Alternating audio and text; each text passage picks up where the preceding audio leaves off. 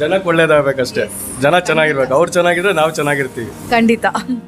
Hi guys, welcome back to food travel company. So ಇವತ್ತಿನ ವಿಡಿಯೋಲಿ ನಾನೊಂದು ವೆರಿ ಸ್ಪೆಷಲ್ ಜಾಗಕ್ಕೆ ಬಂದಿದ್ದೀನಿ. ಇಲ್ಲೊಂದು ವೆರಿ ಸ್ಪೆಷಲ್ ಐಟಮ್ ಸಿಗುತ್ತಂತೆ.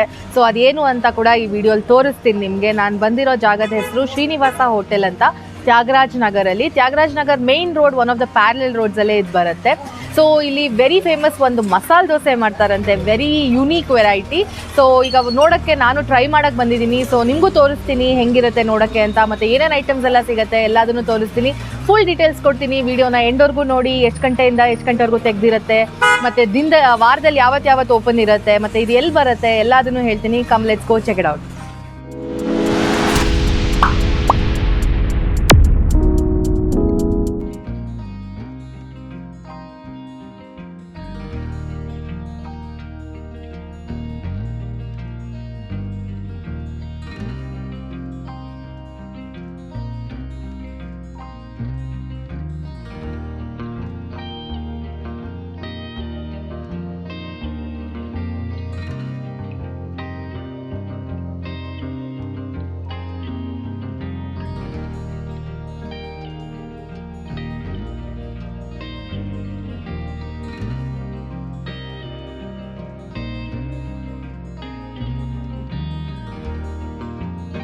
ನಮ್ಮ ಶ್ರೀನಿವಾಸ ಹೋಟೆಲ್ದು ಫೇಮಸ್ ಪುದೀನ ಮಸಾಲೆ ದೋಸೆ ತೊಗೊಂಡ್ವಿ ಗೀ ರೋಸ್ಟ್ ಜೊತೆ.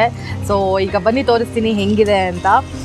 ಫಸ್ಟು ನೋಡ್ಬಿಡಿ, ಒಳಗಡೆ ಗ್ರೀನ್ ಕಲರ್ ಪುದೀನ ಚಟ್ನಿ, ಅದ್ರ ಜೊತೆ ಆಲೂಗಡ್ಡೆ ಪಲ್ಯ, ಅದನ್ನು ನಮ್ಮ ಹುರ್ಗಡ್ಲೆ ಚಟ್ನಿ ಜೊತೆ ಕೊಟ್ಟಿದ್ದಾರೆ. ಮತ್ತು ಸ್ವಲ್ಪ ಪುಡಿ ಕೂಡ ಹಾಕಿದ್ದಾರೆ.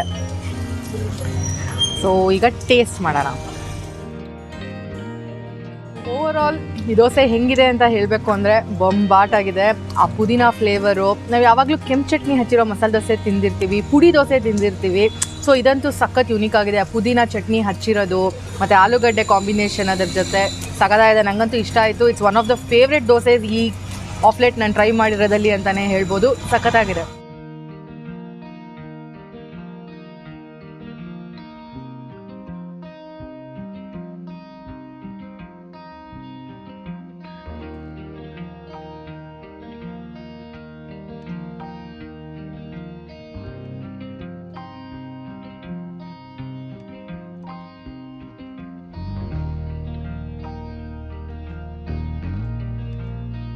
ಶ್ರೀನಿವಾಸ ಹೋಟೆಲ್ ಅವ್ರ ಓನರ್ ಶ್ರೀನಿವಾಸ್ ಅವ್ರು ನಮ್ಮ ಜೊತೆ ಇದ್ದಾರೆ.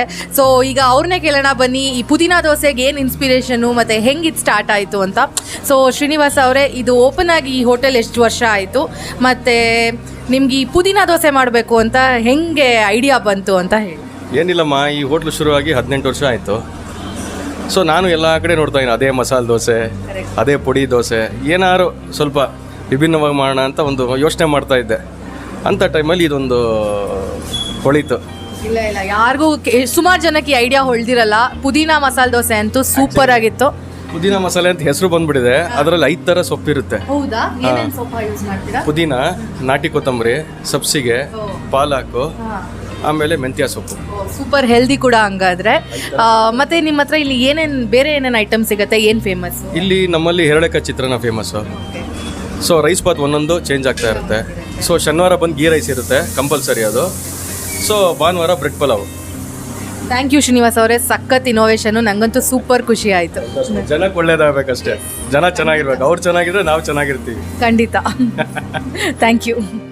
ಇಲ್ಲಿ ಇನ್ನೂ ಬೇರೆ ಬೇರೆ ಏನೇನು ಐಟಮ್ಸ್ ಸಿಗುತ್ತೆ ಅಂತ ಹೇಳಬೇಕು ಅಂದರೆ, ನೀವು ಇಲ್ಲಿ ನೋಡ್ಬೋದು, ಪುಡಿ ಇಡ್ಲಿ ಸಿಗುತ್ತೆ, ಪೂರಿ ಸಿಗುತ್ತೆ, ರೈಸ್ ಬಾತ್ಗಳು ಸಿಗುತ್ತೆ. ಮತ್ತು ಇವ್ರದ್ದು ಶ್ರೀನಿವಾಸ್ ಅವ್ರು ಹೇಳ್ದಂಗೆ ಹೇಳೆಕಾಯಿ ಚಿತ್ರಾನ್ನ ತುಂಬ ಫೇಮಸ್ ಅಂತೆ.